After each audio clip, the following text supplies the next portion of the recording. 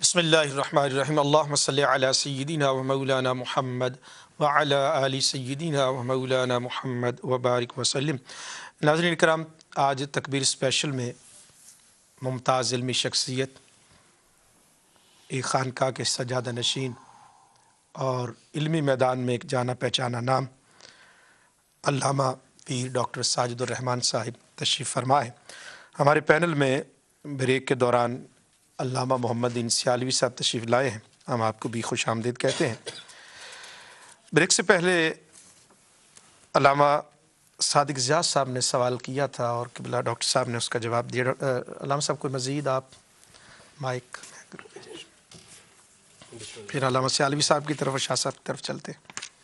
میرا ایک سوال ڈاکٹر صاحب سے یہ ہے کہ آپ جس یونیورسٹی کے آپ ماشاءاللہ ایک انتہائی ذمہ دار ہیں، اس کی جو خدمات اور اس کے جو طلباء ہیں، چونکہ آپ نے امتزاج کی بات کی ہے کہ جہاں دنیاوی علوم اور دینی علوم آپس میں وہ مل کر وہ ایک مکمل انسان اور ایک مکمل مسلمان بنائے، تو ان کی جو اس وقت تک یونیورسٹی کی خدمات ہیں اس اصطلاح میں، اور ان کے طلباء جن فیلڈ میں کام کر رہے ہیں، اگر آپ تھوڑا سا اس کے بارے میں فرمائیں تو بہت مہربانی ہوگی۔ بہت شکریہ حضرت مولانا۔ گزارش ہے جی کہ انٹرنیشنل اسلامک یونیورسٹی 1985 میں قائم ہوئی تھی، ابھی اس کو 25 سال کم و بیش مکمل ہو گئے۔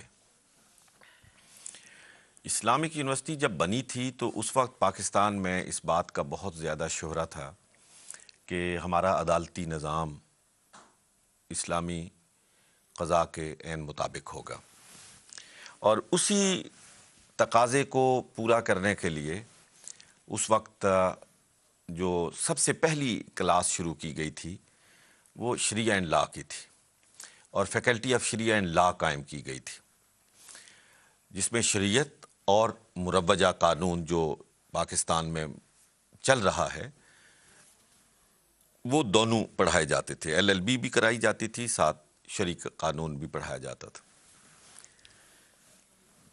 اور اس کے ساتھ علوم اسلامیہ کی فیکلٹی قائم کی گئی تھی، اور وہ الازہر کی پیٹرن پہ اسے اصول الدین کا نام دیا گیا تھا، اور ساتھ عربی زبان کے لیے الگ شعبہ قائم ہوا تھا۔ یہ 3 بنیادی اس وقت فیکلٹیز تھیں جن سے اسلامک یونیورسٹی کا، انٹرنیشنل اسلامک یونیورسٹی کا آغاز ہوا تھا۔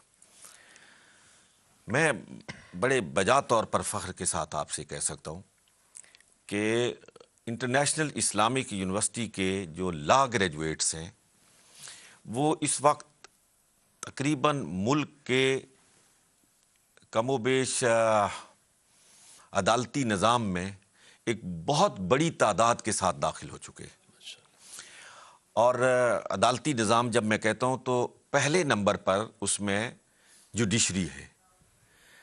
ہمارے یونیورسٹی کے گریجویٹس سول جج سے لے کر سیشن جج، اور اب وہ جو سیشن جج ہیں وہ ترقی کر کے ہائی کورٹ کے ججز تک وہ بڑی تعداد میں پہنچ چکے، الحمدللہ ثم الحمدللہ علی ذالک۔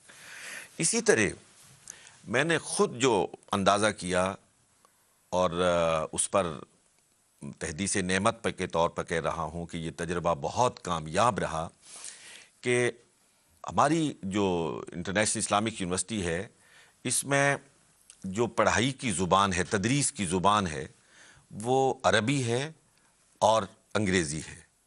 2 زبانوں میں تدریس کی جاتی ہے، عربی میں اور انگریزی میں۔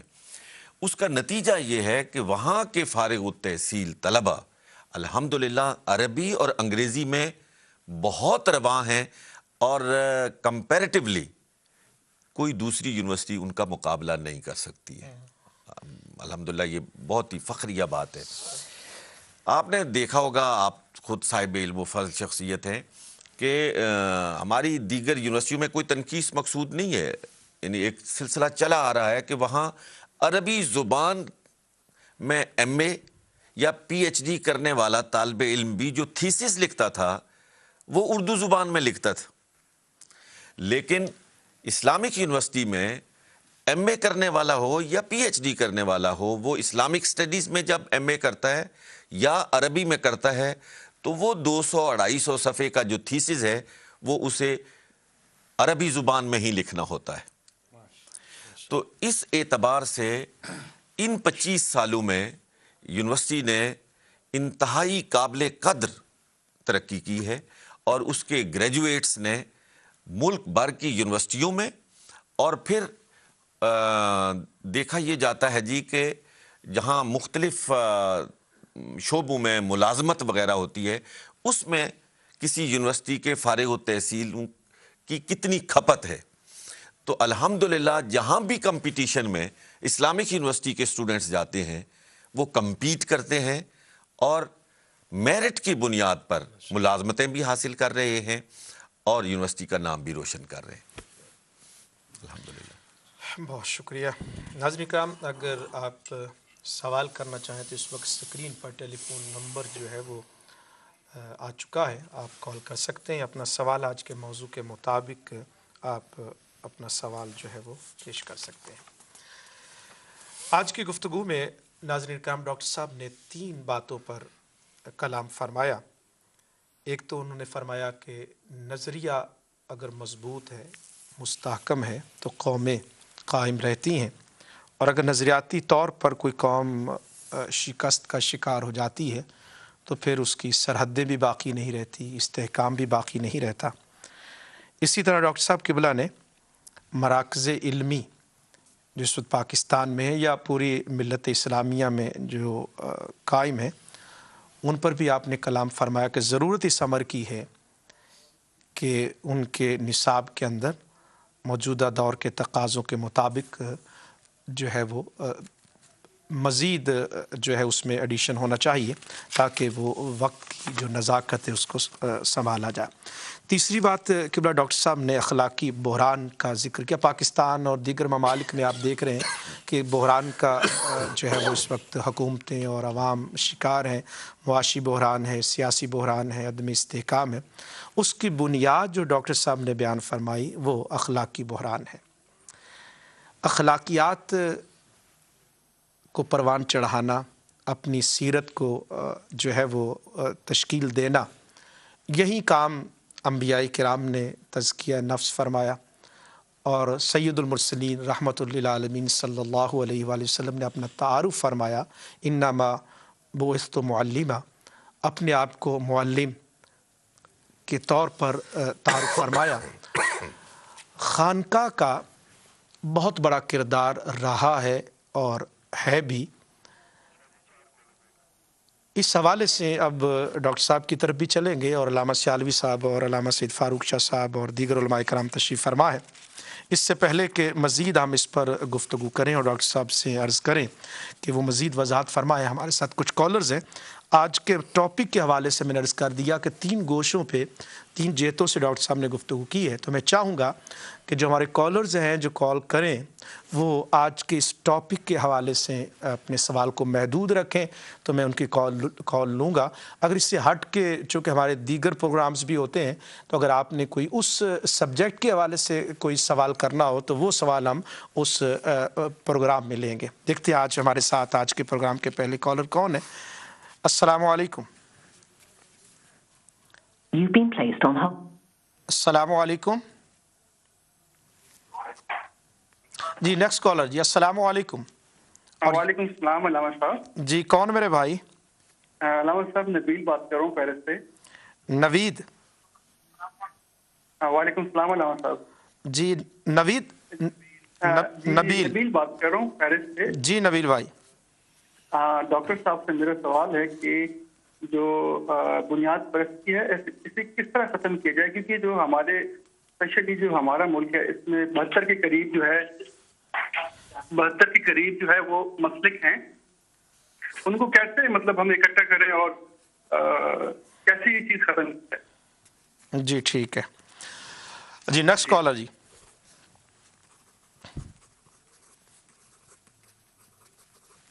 السلام علیکم. جی وعلیکم السلام. جی اپنا تعارف کروائیے گا جناب. جی میرا نام ارشد انجم ہے. جی میں ناٹی گام سے تعلق رکھتا ہوں جناب. جی تو میں آنا ہی رہوں اس وقت. ہیلو. हेलो जी, अस्सलाम वालेकुम। जी आप लाइव हैं, अरशद अंजुम साहब नॉटिंगम से आपने कॉल की है, सवाल कीजिए अपना। डॉक्टर साहब समाप्त कर रहे हैं। जी, सबसे पहले तो गुजारिश है कि जनाब डॉक्टर अल्लामा साजिद रहमान साहब पीर तरीक़त आस्ताना आलिया बगार शरीफ के अमल पर मैं तहे दिल से खुश आमदीद कहता हूँ, और मेरी तरफ से बाकी तमाम उलमा इस्लाम समेत डॉक्टर साहब को अस्सलाम वालेकुम। डॉक्टर साहब, मेरा तल्लुक अय्यूबाबाद दीना से आप माशाल्लाह बखूबी तारुफ रखते हैं। तो मेरी गुजारिश ये है कि कुछ अर्सा पहले मैं पाकिस्तान में जाने का मुझे इत्तेफाक हुआ, तो जो वहाँ मैंने महसूस किया, हमारे कल्चर में अदम बर्दाश्त पैदा हो चुकी है। हेलो जी आपकी आवाज आ रही है। तो मेरी गुजारिश है डॉक्टर साहब से कि आप अपनी दीनी सूझबूझ से हमें क्या तजवीज़ फरमाएंगे कि हमारे मुआशरे में जो ये रुझान जोर पकड़ रहा है, तो इसमें कम अज कम हम एक दूसरे के वजूद को बर्दाश्त कर सकें। ठीक, बस यही मेरा सवाल है डॉक्टर साहब से। जी बहुत हमारा शुक्रिया। दीन इसके लिए जी हमें सवाल आपका जी अरशद साहब समझ आ गए, इंशाल्लाह ताला डॉक्टर साहब जो है वो जवाब देंगे। नेक्स्ट कॉलर जी, अस्सलाम वालेकुम। वालेकुम सलाम व रहमतुल्लाह व बरकातहू। हुजूर शाह साहब, मैं आपको सबसे पहले मुबारकबाद पेश करता हूँ। जी बहुत शुक्रिया। बाकी 3 मेरे सवाल हैं। जी जैसा कि हुजूर की बड़ा आलम बैन कौमी शोहरत रखने वाले साहबजादा साजिद रहमान साहब ने जैसा अपनी यूनिवर्सिटी की कारकर्दगी और उसका काम जो जाहिर किया है, जो मेरिट पर क्या बताया है, क्या आप समझते हैं कि बकाया जो यूनिवर्सिटियां हैं मुल्क के मुख्तलिफ हिस्सों में, वहां तक यही तालीमी निज़ाम पहुंचने का कोई निज़ाम हो सकता है, या आप किस तरह देखते हैं? और जो खुलफा राशिदीन का बैनुल कौमी सतह का जो हाई कमान का जो कानून है, उसकी आपने तो यूनिवर्सिटी की जो थोड़ी बहुत वर्क का जो काम किया वो तो बताया, क्या इस पे जो पाकिस्तान के अंदरूनी तौर पर जो हाई फाइल पर लोग काम करते हैं, वो भी इन कानून को नाफज करने में आपकी और हुकूमत पाकिस्तान को ताउन करेगी?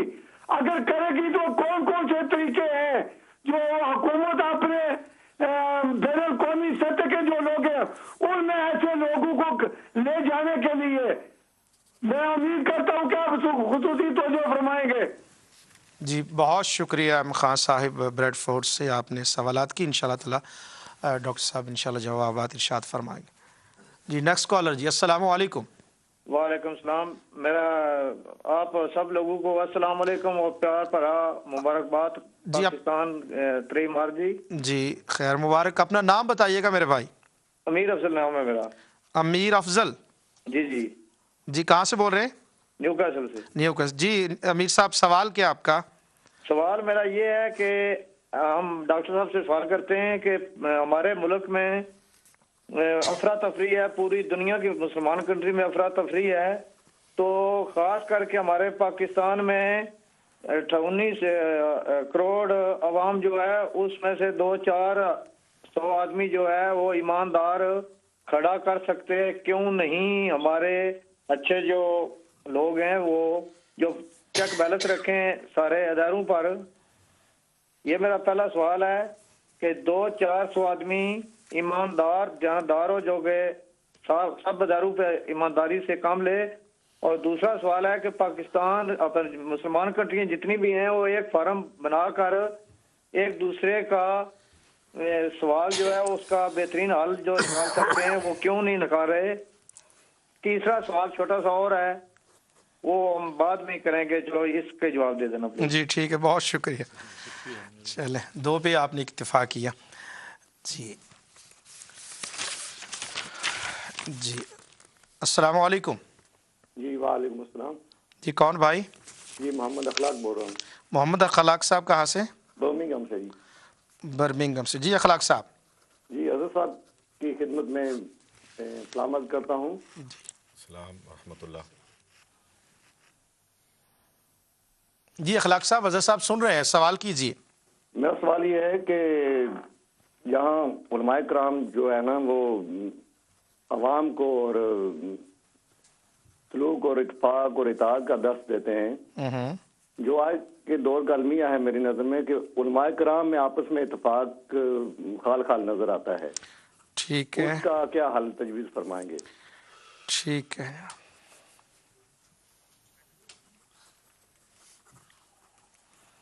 نیکسٹ کالر جی. السلام علیکم.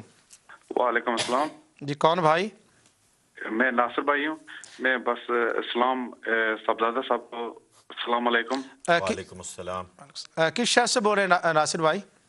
جی میں علی فیک سے بول رہا ہوں. جی ٹھیک ہے. جی بس سلام دینے کے لیے فون کیا تھا. بہت شکریہ. جی نیکسٹ کالر جی. السلام علیکم. السلام علیکم. وعلیکم السلام. کون بھائی؟ میں افتخار بات کر رہا ہوں. آپ سب کو بہت بہت سلام. افتخار صاحب کہاں سے بات کر رہے ہیں؟ جی جلنگم سے. جی. اچھا سوال یہ ہے بھجن کہ ہماری جو مسجد ہے ادھر امام کہتے تو ہیں وہ سنی ہیں لیکن جی بہت شکریہ افتخار صاحب. یہ انشاءاللہ تعالی کسی اور موقع پر جو آپ کا پرسنل مسجد کا معاملہ تو انشاءاللہ تعالی وہ ہم بعد میں جو ہے اس پہ ڈسکس کر لیں گے. السلام علیکم. السلام علیکم. ایک دو کالز اور لیتے ہیں پھر کالز روک دیجیے گا تاکہ اس پر بھی کلام کیا جائے اور دیگر علماء کرام بھی ڈاکٹر صاحب سے بات کر سکیں. السلام علیکم. جی وعلیکم السلام. جی کون میرے بھائی؟ اپنا تعارف کروائیے گا. جی سرور بول رہا ہوں جی مانچسٹر سے. سرور؟ جی سرور مانچسٹر سے بول رہا ہوں. جی جی. میرا سوال ڈاکٹر صاحب سے یہ ہے کہ نظام تعلیم چینج کرنے سے تبدیلی آئے گی یا نصاب تعلیم چینج کرنے سے؟ تو اور کیا ہمارے ملک کے مدارس میں نظام تعلیم اور نصاب تعلیم دونوں آئیڈیل ہیں؟ ٹھیک. Thank you. بہت شکریہ. جی سوالات کی طرف چلے آخری کال دے دیجیے پھر اس کے بعد انشاءاللہ تعالی سے. جی السلام علیکم. وعلیکم السلام. جی کون صاحب؟ سلمان بول رہا ہوں جناب ناروے سے. سلمان صاحب ناروے سے. جی سلمان صاحب. میں اس سے پہلے تو آپ سب لوگوں کو السلام علیکم. اور میں نے سوال کرنے سے پہلے یہ میں کہنا چاہوں گا کہ یہ میرا ذاتی مشاہدہ ہے جو میں پیش کرنا چاہتا ہوں تو سوال اس میں ہی آ جائے گا. آپ تو سب ماشاءاللہ بڑے عالم فاضل لوگ یہاں بیٹھے ہوئے ہیں اور آپ کی نظر بھی وسیع ہے اور مستقبل پر ہے. لاکھوں جو ہمارے علماء کرام ہیں جو مختلف مدارس سے تعلیم حاصل کر کے آئے ہیں تو ان کا کام بڑا محدود ہوتا ہے اور مطلب ایک پرانے انداز میں ہوتا ہے. تو سب سے پہلے کیا یہ اچھا نہیں ہے کہ آپ لوگ ان علماء کرام کو ایک ایسا کورس کرائیں کوئی ڈپلومہ دیں, ان کا جو ہوریزن ہے ان کا افق جو ہے وہ بلند کریں تاکہ ان کا ڈیلی تعلق جو لوگوں سے ہوتا ہے اس میں وہ بہتری لا سکیں. اور یہ کام جو ہے اگر مسئلہ ہے کہ یہ اس کو آپ سپانسر بھی کرائیں لوگوں سے کہ یہ ہم کر رہے ہیں اور اس کا یہ فائدہ ہوگا آگے چل کر, تو اس طرح میرے خیال میں تیزی آئے گی اور جو لوگ اس سے بہت زیادہ فائدہ اٹھائیں گے. اور پھر خاص طور پر یورپ میں ہمیں چاہیے ایسے علماء کرام جو ایک جید علماء کی جو ہے نا اپنا ان کی کسٹڈی میں رہ کر ایک طرح کی اپنی تربیت لیں اور پھر اس معاشرے میں آئیں تو وہ بہتر کردار ادا کریں گے. تو اور وہ ظاہر ہے کہ وہ سارے عالم وہ امیر بھی نہیں ہے بیچارے, تو ان کو اسپانسر کیا جائے, وہ آئیں اور ہماری خدمت کریں, ہم ان سے خوش ہوں وہ ہم سے خوش ہوں. جی بہت شکریہ سلمان صاحب. آپ کی تجویز ڈاکٹر صاحب نے بھی سنی, انشاءاللہ اس پر جو ہے وہ کلام فرمائیں گے.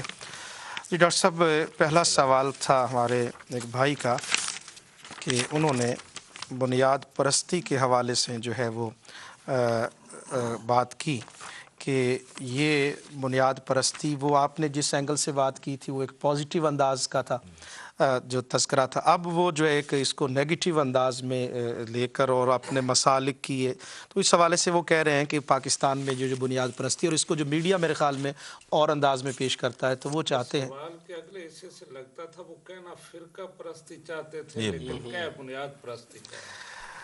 چلے ہم بنیاد پرستی کو لیتے ہیں اور اس کو گزارش یہ ہے جی کہ میرے بھائی نے بالکل بجا طور پر کہا ہے کہ اس فرقہ پرستی کہیں یا گروہ بندی کہیں اس کی وجہ سے امت کو بہت نقصان پہنچ رہا ہے، اور پاکستان کی گلیوں میں، پاکستان کے بازاروں میں جو خون پانی کی طرح بہہ رہا ہے، اور جو دیواروں پر خون کے چھینٹے نظر آتے ہیں وہ مسلمانوں کے، اور یہ بہت ہی افسوسناک بات ہے۔ لیکن شاید یہ ٹیلی ویژن پر ڈسکس کرنا کوئی مناسب نہ ہو، لیکن علماء کو اور ذی شعور ہمارے دانشوروں کو اس پر غور کرنے کی ضرورت ہے کہ اس کے محرکات کیا ہیں، اس کے اسباب کیا ہیں، عوامل کیا ہیں۔ کیا یہ صرف اندرونی مسئلہ ہے یا کوئی کٹ پتلی تماشا ہے؟ کچھ لوگ ہیں جو کچھ دوسرے لوگوں کے یا کچھ دوسرے ملکوں کے یا کچھ دوسری قوموں کے ہاتھوں میں کھیل رہے ہیں، تو اس کا کھوج لگانا چاہیے حکومت کو بھی اور ہر مکتبہ فکر کو۔ میں نے پاکستان ٹیلی ویژن پہ بیٹھ کے ایک بات کہی تھی کہ اگر علماء کرام یہ چاہتے ہیں کہ اختلافات کے باوجود، میں یہاں ایک بات درمیان میں عرض کرنا چاہتا ہوں کہ اختلافات ہوتے ہیں اور سوچ بچار کرنے والی قوم میں ہی ہوتے ہیں، ہو جاتا ہے، یہ کوئی ایسی بات نہیں ہے، اور ہر مذہب کے اندر ایسے اختلافات موجود ہیں۔ مسلمانوں میں اتنے نہیں ہیں جتنے بڑھا چڑھا کر پیش کیے جاتے ہیں۔ مسلمانوں کے لیے تو یہ کہا جاتا ہے کہ ایک فرقے کے لوگ دوسرے فرقے کی مسجد میں نماز نہیں پڑھتے، لیکن لوگ آنکھیں بند کر لیتے ہیں یہ دیکھتے ہوئے کہ ایک رنگ کے لوگ دوسرے رنگ کے عبادت خانے میں جانے والے لوگوں میں شامل نہیں ہو سکتے ہیں۔ اس طرح کی مثالوں سے دنیا بھری پڑی ہے، لیکن جب کسی قوم کو ٹارگٹ کر لیا جائے اور کسی قوم کو بدنام کرنا ہی مقصود ہو تو پھر اس طرح کے بہت سارے معاملات جو ہیں ان کو اچھالا جاتا ہے۔ لیکن بہرحال اس میں کوئی شک نہیں ہے کہ گروہ بندی اور فرقہ بندی کی وجہ سے مسلمانوں کا بہت خون ہو چکا ہے۔ اختلافات ہونے چاہیے یا نہیں ہونے چاہیے وہ ایک الگ بحث ہے، لیکن اگر اختلاف ہے تو اس کو قتل و غارت تک نہیں جانا چاہیے۔